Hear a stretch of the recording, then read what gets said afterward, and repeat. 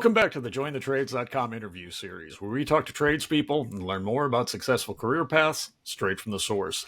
Today, our guest is Nicholas Leiden, an electrician with 23 years of experience in the trade. Nicholas, how'd you get started? I got started back in 1999 when I went to Southeastern Regional Vocational High School and picked electrical as my elective. Uh, I can't say enough good things about the trade schools. I was able to work and go to school at the same time. So I was one of the rare friends that actually had money through high school. And that was good and bad. I found that I had even more friends when I had money, Yeah. especially in high school. Um, and then the nice part is you graduate with a job and you are already out the door and working, making an income.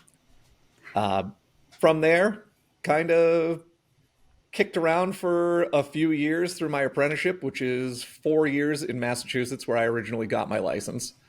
Ended up getting my license and stuck with the trade. Not So- really a whole lot. Go ahead. Yeah, quick question for you. The vocational high school, I've never actually seen one in real life, but can you talk to me through, because I think that this is becoming a bit more popular is not the right word, but I have seen more information on these, and I know that there are more that are being formed and created. And so for those who have never seen or heard of a vocational high school, can you walk us through that? What year does that start in? How do you decide to attend? What did that look like?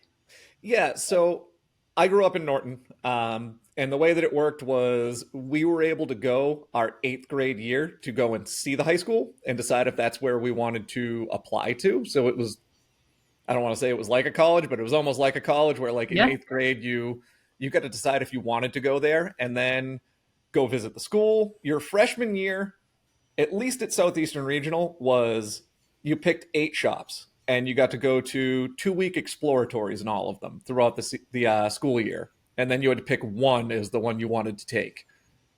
You start your freshman year, you go through all of your exploratories, and then really you start in your field your sophomore year. The nice thing is, though, every school is a little bit different for vocationals, but at least there it was 2 weeks on and 2 weeks off.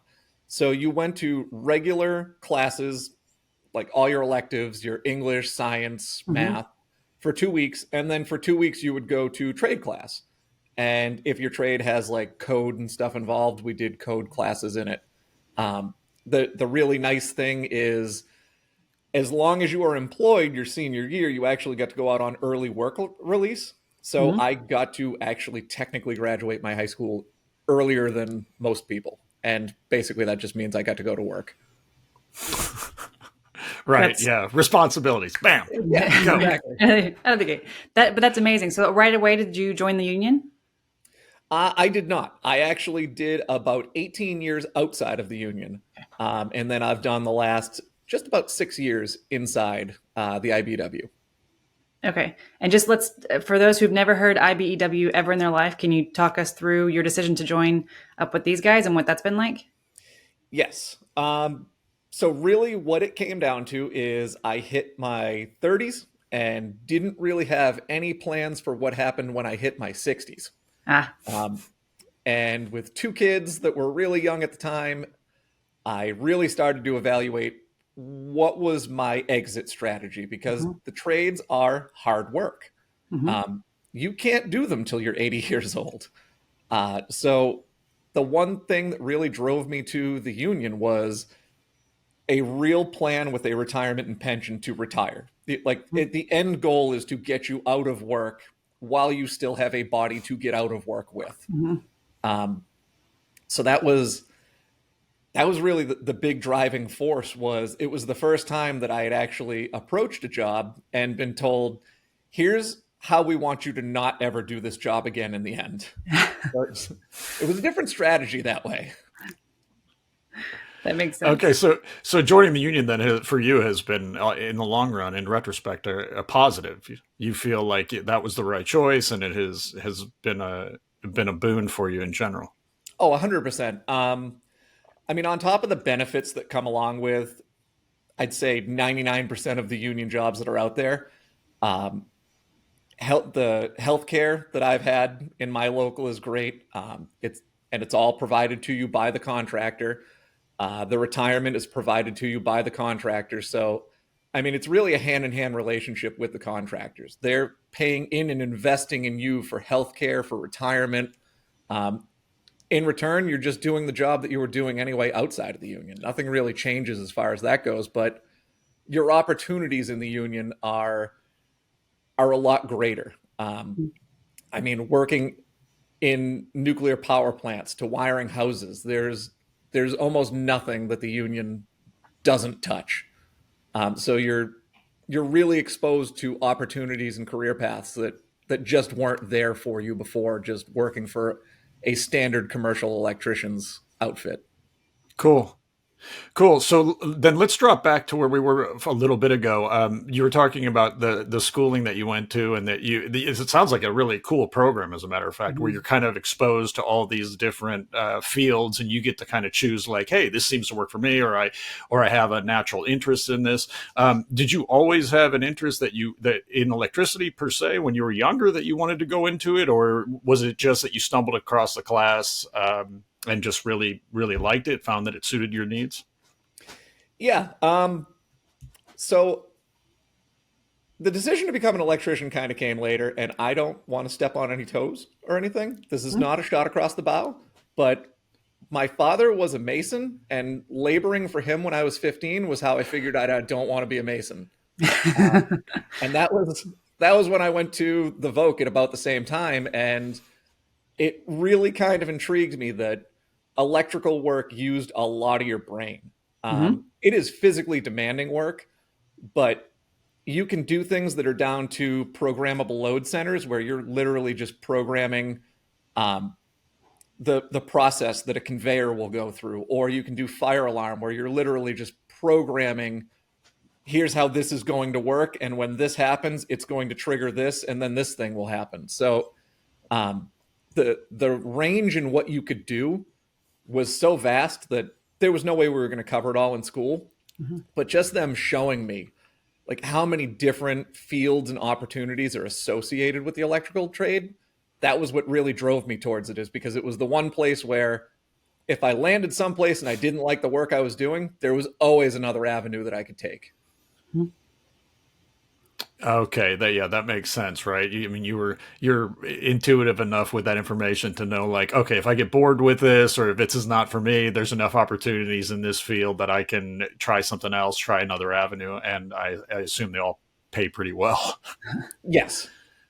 The skills just transfer into this is what I've always been a little bit envious of my husband's role, because he's in a similar but different. He's in law enforcement, federal law enforcement, and for him, if he gets tired of one squad, he can just stay in law enforcement and go to a different squad and have a completely different role, completely different requirements from a intellectual and physical capacity, and just it's like a whole new job. But he never actually left what it is that he does. And for me, I work in more of an office environment. You've got the track you're on, and you can hope that the company that you're with has some other career paths that you might be able to pursue. But if not, then the only other option is to, jump ship and hope that you land on your feet somewhere. So that is nice to hear. Yeah, it's very similar to like you had just said. Like if you start your career and you're wiring houses and you get your license, you're not Yeah. super sold on it, you can take that skill set and go and do something else. And you're not going to be able to immediately, like, you can't just go from wiring houses to then going and wiring and programming fire alarm panels, but the basic knowledge is there. So you can kind of jump right into that other path and go, all right, well, I know enough to be able to go and figure this out. Yep. Yep. Just need to learn a couple, some extra on top of what I already know. And now I've got a whole new career ahead of me. Yep. All right, so you jumped out of high school and directly into work, right? Directly into a full-time career, 40 hours a week, I imagine. Yes, for better or for worse. Yeah. There was no and gap there. and how did you feel the pay was for yourself at that point? I mean, you're a young person coming into a full-time salary. I imagine that's pretty great. Yeah, I mean, it was 90, well, really 2000 when I first got employed as a first year apprentice, but even back then it started at $10 an hour. So even back in 2000, it started at above minimum wage. Hmm. So it really wasn't a bad starting point, and you pretty quickly progress up the ladder. It is a 4-year apprenticeship, which seems long when you're doing it, but then when you're actually done with it and you get your license, you realize it really wasn't that bad. Now, did they appoint you you were an apprentice to a mentor? Obviously, right? Is that something that you get appointed, or you just actually stumble into it and find someone who's going to match up with you well? Yeah, so when I first started, I was doing commercial work. So it was doing a lot of like we built a couple of Lowe's, Walmarts, that type of work. Um, Typically per job, you would pretty much get paired up with one journeyman that you were working under. And it might change on the day to day, but for the most part, if you got paired up as an apprentice with a journeyman that was doing like their own section of the building for lighting, power, stuff like that, you'd stick with them through the rest of that job. And usually it would probably for the better. Your next job, it would change who you were under, so you're getting a little bit more of a more well-rounded background and a couple of different ways and ideas of doing things. Cool. I need to elaborate on this, and I hear Crew's question, and it makes me think back on whenever I first learned about apprenticeships. Now, today I run an apprenticeship program for commercial HVAC, so I'm very, very familiar with them. But before, if you weren't raised in the trades, and for anybody who's listening to this, you hear apprenticeship and you think Merlin, right? You think like you're thinking King Arthur and the magician's, apprentice, all this kind of stuff. You're like, wow, the apprenticeship still exists. There, you'd be surprised the number of people, and I get this response on TikTok as well. The number of people who don't realize that apprenticeships are absolutely still a thing. And so the way they work is that there is an educational curriculum. There's an educational component that you have to complete. And tell me if it's different in your world. But on top of that, it's on the job learning, because in the trades you cannot learn a trade by book learning alone. Like, you have to put your hands on the materials. You have to learn it on the job, or you're never going to learn a skill. So it's a on the job model of learning a career that is still structured like an educational curriculum. The on the job part can get a little bit loose as far as how much time you're supposed to spend on this versus that, but you are working underneath or with an experienced technician or an experienced journeyman for the on the job component of it, and then you have the school component, which is completely separate. So I'm not teasing you, Crew, because I didn't know either, and I'm not the first one who came up with the note that we think about Merlin and the that kind of an apprentice. I'm copying somebody else on that one, so it's not just me. So it Gotcha. is similar. Okay. So to put it in terms of when I did it in the non-union side, that's where I Okay. went through my apprenticeship. I paid for and went to classes on my own, which were kind of rudimentary, just like they call them code classes for a reason. You're Mhm. literally just there learning code, and then you go and work at your company that you're working for during the day. Um, the model that the union has with the JATC program, which is our training center for our Mhm. apprentices, is a much different approach. The way that they tackle things is you're not just learning code, you are learning the fundamentals of what electricity is, what Mhm. it does, how it interacts with the world around you, and how you can use it to accomplish what you're trying to out in the field so that you actually understand the principles of what you're doing. And the nice thing with the unions is it's all paid for by the contractors. They Mhm. they pay a certain amount per person that's out there working, and that all goes to fund the training center. And it's a much better approach because you're not just getting the bare bones. Here's what code is. Here's how you can pass an inspection. You're actually getting here's what this relay does, and here's why it does it. Um, and that does kind of cater a little bit better towards making you right out of the gate a more well-rounded Mhm. electrician. I mean, I even started learning some stuff that I had never learned from getting involved a little bit in the union and the apprentices that we have that are going to school here. And each year, is it the same for you that each year that you progress in your apprenticeship, so you're a year one apprentice, year two apprentice, year three, each year there are standardized kind of pay raises that you're guaranteed as you pass into the next level. You're guaranteed a pay raise that goes with that next level. And then once you finish your apprenticeship program, that's when you can sit for your journeyman's test and become a journeyman. And now you are the apprentice has become the master. Yes. Yes. Yes. Exactly like you said. So it's a step process. It's hours based. So like once you hit 2,000 hours, you'll get this raise, 2,500, 3,000 hours, and then all the way up to getting your license. And that's your final step. And then you are the wizard. You can go and do things. Exactly. You're Merlin at this point. I really like comparing it to a wizard because you are working with, especially in your trade, you're working with things that you can't see. And to me, look, we can stop comparing it to wizardry. That's fine. But if any trade was... Nicholas, let me interject for a second. Our last interview was about marine transportation, and of course, Nikki was utterly convinced that he was a pirate. And now you're being related to Mickey Mouse in not Mickey Mouse, wizard in the Apprentice. Would you rather be called a wizard or a pirate? I'll take wizard. I'm a bit of a fantasy nerd, so I'm okay with that. All right, okay. All right. She's just gotta. We just gotta break it down as simple as possible and let her be excited about all the details. That's right. That's right. Okay, man. Touch on that too. That is a good point. It does make it a tough trade because it's like being a vet almost. Yeah. Animals can't tell you what's wrong with it. This thing can't tell you what's wrong with it either. It's electricity almost reacts like a living thing, but you can't just ask it what's going on. So you really need to understand what it is you're dealing with so that you know how to address the problems that are coming to you. Mm-hmm.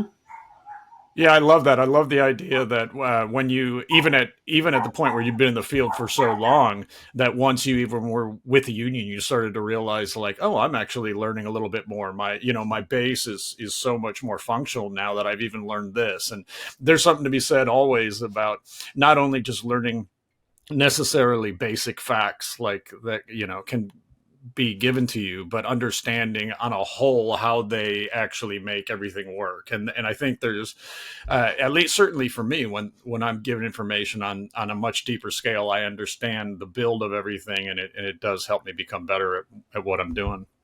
I like to put it to the apprentices that I work with that when I started in the trade, we were putting in fluorescent lights like it was the new thing that was never going to be replaced. And now we're ripping all of those fluorescent lights out and putting in LEDs. So the trade doesn't take that long to just completely change on you. Same principles, same thing you're doing, but the technology is always evolving. So you're always learning in the electrical field. Cool. All right. Well, let's talk about what a day in the life would be for someone who's getting started. We can actually go back to when you're an apprentice first, and then if you want to talk about being a journeyman, what the day is like now, that'd be great. Sure. I mean, as an apprentice, especially as a first year, you step foot on the job, you're going to be doing a lot of reacting and listening. You're basically going to be looking to your journeyman that you're working with as a lead for what are we trying to accomplish today? What tools do you need me to go and get? Learning the stock so that you know. Essentially, what you're trying to do each day as an apprentice is try to get better about figuring out what you'll need next so that you can stay one step ahead of the journeyman. That way, eventually, it's an easy transition to being a journeyman because you've just been one step ahead of your journeyman the whole time. Now you're just doing it yourself. So that's really like what you're building towards as an apprentice. And then as a journeyman, your job now becomes you've got to map the work out yourself. So you might get a set of drawings that says, we're trying to put this panel over here, but in a building that already exists, you might have to map out what path are we taking with the conduit to get over there? How do we get through this block wall? Where can we get through this? Are we going to have to kind of change this up a little bit as we get over here? And now you're relaying that information to an apprentice that's helping you. So really I say it's a seamless transition. It's like a multi-year process, obviously, but it's that's essentially what you're doing is just you start off listening, you start trying to just build it so that you're a step ahead of your journeyman, and then all of a sudden you're a journeyman. And trust me, when you get there, you're the smartest person on earth for like your first couple days, and then you realize that a lot of information was held back because you didn't need it when you were an apprentice, and then you're relearning all over again. Gotcha. Nikki, did you want to make a comment about Lion King and the Circle of Life here? No, That it's no, all I comes. don't. Oh, But okay. thank you for Just like, that. I think I like the whimsical. Thank you. No, what kind of tasks can someone expect to be doing as an electrician? What just some ideas of what a day in the life looks like from a task standpoint? I know we already talked about the varied kind of paths that you can take, so it may look wildly different depending on what it is that you are working on. But can you give us kind of an overview or a high level? Sure. I mean, on your standard commercial or industrial job, Mm-hmm. pretty much every job that I've ever been on, first thing in the morning, you meet up at the gang box. The foreman or the general foreman on the job is going to give out tasks to each person. I mean, a lot of times, once you've been on a job for a little while, you kind of know what you're doing the next day anyway, because you're continuing on with what you didn't finish. Um, but typically, start off in the morning, everyone gets their assignments. You figure out who you're partnered up with for the day, or if you're partnered up with anyone for the day, and then kind of break out. It's a very standalone trade. You will be working with other people, but say on a job site that has 80 or 90 people, you're going to be working in groups of like 2 to 3, or sometimes even by yourself, depending upon what you're doing that day. So yes, a day in the life of gets a little bit trickier when you go from one like just industrial to say working on a solar field or working on a wind farm or something like that. But pretty much every day starts and ends about the same at the gang box, regrouping, figuring out what everyone did or didn't get done that day, and then figuring out how you're going to attack the next day. how do you like that aspect of it? That you have that? I mean, on some level, sometimes just that independency is that a nice thing to know? Like, all right, I'm just going to do this thing. I kind of get to do my in my own space for a while, and just concentrate on my own job. Is that a pro for you? Is it something that you enjoy? Yeah, it's definitely an amount of freedom that you get in the trade, and it's it's good to be in the group of people. Like that's even on a job like I said with 90 people. Like you could be on a job with 90 people, so you've got all your friends, you've got your people that you eat break with, that you eat lunch with, but then to go and work, you kind of just get to find your own place and really take agency over just what you're doing, which is kind of a nice feeling to not be in such a large group doing that. And then, like I said, there's other job sites like on solar fields where everyone will pretty much be in the same spot, just loading up panels or building racking. So then you're in a group of 15 to 20 people that are just working one whole section of the field. So it really depends on what type of job you're on. Okay, so there's some aspects of the autonomy that are nice, and of course, then sometimes the camaraderie itself is a positive, huh? Yes. Okay, well, what are some of the other pros and cons? Um, Again, depending upon where you are, I've done a decent amount of solar in the last couple of years, and obviously, some of the cons of that are it's outside. So, in the union, we are classified as inside wiremen. Don't be confused by that. Sometimes we will wind up outside. Um, it it's it's nice with the variety of electrical though, because not only are you not really getting bored because you can go from one thing to the other. So I guess a pro to electrical is nothing really ever gets stale, because if you're ever kind of just getting bored with something, there's another aspect. So, and this goes even onto like a single job site. Like if you're getting tired of doing lighting, um, well, there's fire alarm or security, or there's tel data, or there's distribution, which is like the panels and stuff like that that you're Mhm. wiring and pulling everything to. So it kind of gives you a good mix of stuff to do, so you never really get stuck on just one thing and get too bored with it. Um, you can really find a good variety and keep things fresh for a while, which is good if it's something that you're going to be doing for 30, 40 years. And Yeah, what for about some other sure. cons, just to keep it Um, fair? I mean, it's a trade. I haven't seen all of the other interviews, but I would be surprised if most of them didn't mention that it's gonna be tough on your body. Um, Electrical, not as tough on you as some of the other trades. Like I said, I've come from a family of masons, so I've seen what some of the other trades can do to you, and the wear and tear is very real on you. Uh, but like if you're doing industrial and you're doing like 4-inch rigid and stuff, they're oh god, I don't know what the actual weight is, but I want to say they're like 110 pounds a stick of pipe.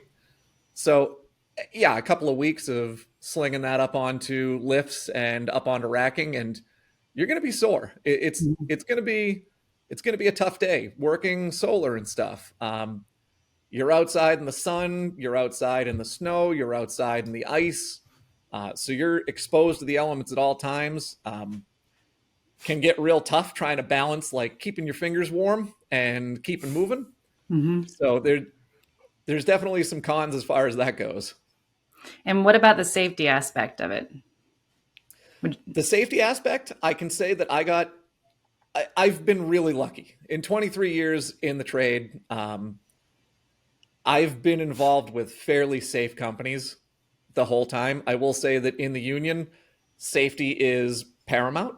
Um, it's definitely the emphasis, not just from the union itself. The contractors are also really good about making sure that the job sites and stuff are safe, and that is not easy when you have some job sites that have a couple of hundred just electricians on it, let alone the other trades that are working around you. Um, so, I mean, safety is something that I would remind anyone that's looking to get into any trade that safety is always your responsibility. mhm. Um, Even as an apprentice, don't ever hesitate to question whether something is safe or not, because we're all just human beings. We forget things, and it happens. It's your job to be the the keeper of the person that's beside you to make sure that everyone goes home at the end of the day.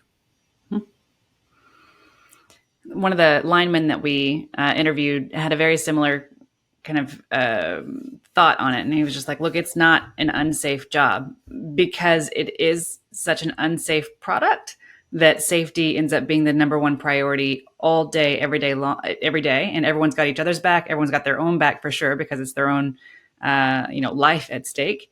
And he said, the reality is because it is such a inherently dangerous product that you're working with, the safety measures are such that you're 100% safe all the time. As long as you follow those protocols, then you are perfectly fine, is what he said. I'm paraphrasing.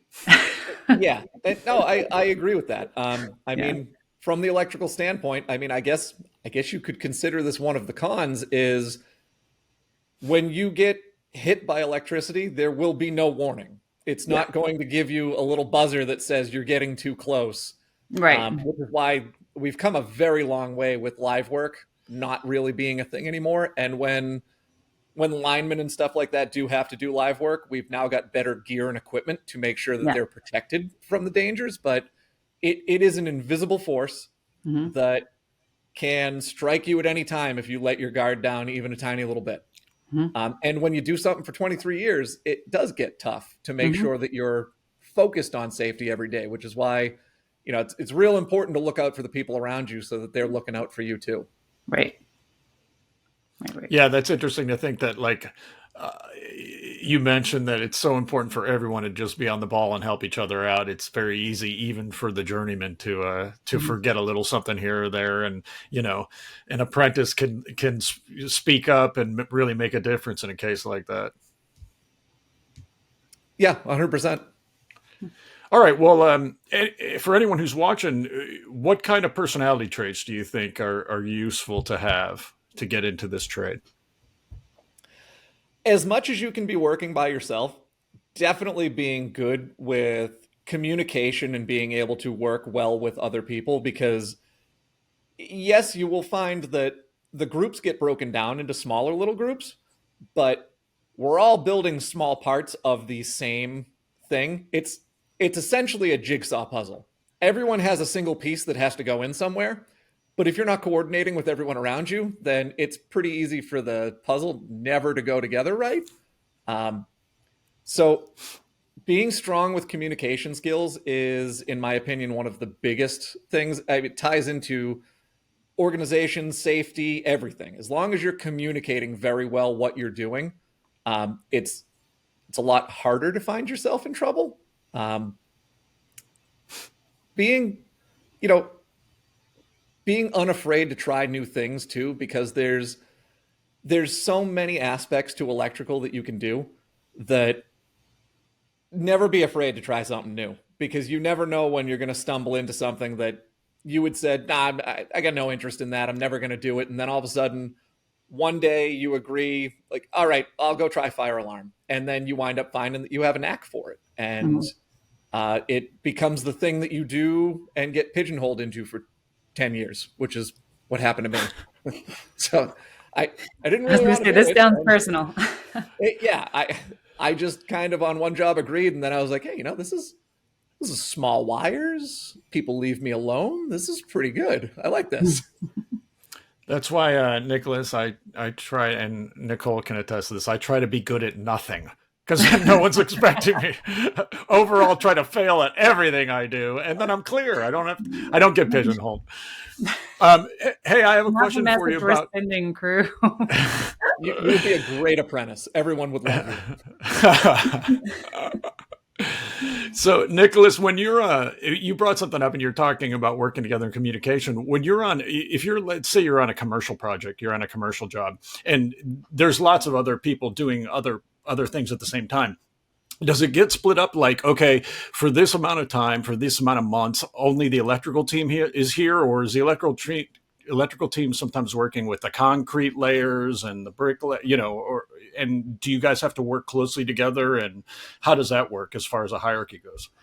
So typically we are the first ones on the job site and we are the last ones off. Because even when they're pouring forms and stuff like that in the slab, you'll be there doing underground, or you'll be there doing the literal grounding for the building that gets tied to the rebar and stuff that's in the structure. And then most of our inspections, fire alarm, final electrical, none of that can be done until you're basically ready to move into the building. So you will, crew size will vary, but electricians will be on the job at the very beginning to put temp power in and work with the in-slab stuff. And then you'll be there at the very end doing punch list and little things to get your final inspection on a job. That's interesting. So you're there for the entire through line and seeing the project from beginning to end. Yeah, because every trade that shows up that needs power for something, floor cutting, anything, they're coming to you for that temp power. So you're working hand in hand with most of the trades that are on a job site. Yeah, nothing happens without you guys. What about females in this trade? Have you seen an uptick or have you worked with very many women electricians? Sadly, I can say that we don't really have many that are in the trades. We encourage that a lot, especially here at my home local. We just actually had a girls program come through that's high school age girls that are looking at the trades as potential jobs. We're trying to encourage it more and more because there's a need for workers. It doesn't matter if you're a guy or a girl, we need workers. And there's nothing in the trade that women can't do that men can do. The trade's wide open. It's not like it was. I'd say even when I got in. Now there's more pullers and stuff like that. So even wire pulling and stuff, you don't really need brute force anymore. You just need to be smart about the way that you're doing it and the way you're using the tugger to pull the wires in. So the trade is wide open as far as accessibility to different people of different physical skill sets, or even their ability to grasp like the concepts and stuff, because there's different fields that you can go into. So Nicholas, we were talking about women in the trade. For anyone, a woman or man who may be out there watching this, how would you suggest that someone would get started if they wanted to get the ball rolling? I would encourage anyone who's looking to just look up who their local unions are and reach out to the JATC programs. Typically, every JATC is a little bit different, but usually they're starting people in the fall, just like school. Um, so reaching out as early as you can is important. And there's limited spots. If you don't make it into the JATC program, don't get discouraged. Just keep at it. Um, if you're if you still have a few years left in high school, see if there's a vocational school that's around you. See if there's some place that you can apply to go and get the ball rolling on your career. Because I mean, anything like that is going to give you a leg up on getting in with a good company or with a union to really excel later on down the road. Okay. And would you suggest, in retrospect, there's obviously residential electricians and commercial electricians, correct? And we didn't really address the difference between the two. Would you suggest that someone head in one direction, or just kind of just start, putting yourself out there and seeing what works for you? I see what you have a better fit for, especially if you're just starting out in the trade. My suggestion would be don't try and pigeonhole yourself into one thing early on. Do a little bit of bouncing around. And that is the nice thing about the trade unions is you are still in the union, but you can go from one contractor that's doing residential work to another contractor that's working at a nuclear power plant. So, but your benefits and stuff are all building in the background. You can do the same thing non-union, but depending upon where you go, what the company is, you could have different benefits at it. One might offer you something that the other one doesn't. But I would kind of feel the trade out, because if you start in residential, like I said, you might find, oh, well, I never really want to do industrial work because, the oil from threading pipe and stuff, I don't want to deal with it. And then you actually get onto the job and start threading pipe and realize, wow, this isn't that bad. I enjoy doing this. And for educational purposes, because whenever you look at job posts and sites out there that have job posts on them, like Indeed or things like that, what they always do is an average earning potential for any particular trade. And because the job title doesn't really change from the time that you're an apprentice all the way through until you're one of the most senior guys, that average salary ends up being skewed toward the low end on what. And so most people think that any tradesperson doesn't make more. That's not how you word that, but most people don't realize that tradespeople can make more than $50,000 a year. There's a survey done, and the majority of people who are not affiliated with tradespeople think that the cap on trades careers are somewhere between $50,000 and $55,000 per year. Can you talk about this trade that you're in, and without telling us what you make, you don't have to tell us that, but just, what is a realistic expectation, and what could they strive for, and what is kind of the real earning potential here? Yeah. I mean, it doesn't really matter if I tell you what I make, because I'm in a union, so it's Davis-Bacon wage for what Right. Yeah. But again, I won't even really touch on it because it's different depending upon where you live. Sure. But I will say that I've met a lot of electricians that have boats, that have second homes, that are doing very well for themselves, that have a retirement account set up, and I've met a lot of people that went to college that have the same. But I've met a lot of people that went to college that are struggling with 2 degrees, that can't get a job that is actually paying them that well. Yeah. And then when the economy bottoms out, houses still break, cars still break, buildings still need to be maintained. So those physical labor jobs are still there, whereas some of the educational jobs aren't there anymore. And we saw that a lot in 2008. Obviously there was a big recession, but I think I saw that personally more tradesmen and women got back to work faster than the business professionals did after that. Saw it through the pandemic. And, the children of those adults of 2008, 2009, their children are now the ones graduating high school or coming up to graduation. The Gen Zers watched their parents go through that 2008, 2009 crisis, and they have been cited as being the most fiscally responsible generation that we've had in the past five. So that's why you're seeing the decline in college enrollment and things like that. So I think there's really an opportunity here to bring more people into the trades, and part of it is based on what you just said there. Yeah, I mean, we need the people in the trades. Mhm. We can pass all the infrastructure bills in the world. Mhm. It won't matter if we don't have the people there to build it. And Mhm. that's the struggle right now. Is we want to get off to like starting at 1,000 miles an hour, rebuilding and bringing manufacturing back into the country. We need to get the workers behind that. We need to build up our HVAC, our electricians, our operators. We need to really bring the trades back to this country so that we have the capacity to build things back. Preach. That's what we're all about. Getting exposure to these careers. No, that's Yeah. definitely true, and Mhm. also one of the more current events that's going on is the artificial intelligence revolution that's happening. And from talking to many experts, it appears that the one advantage of being in the trades is this is job security in the midst of what's happening.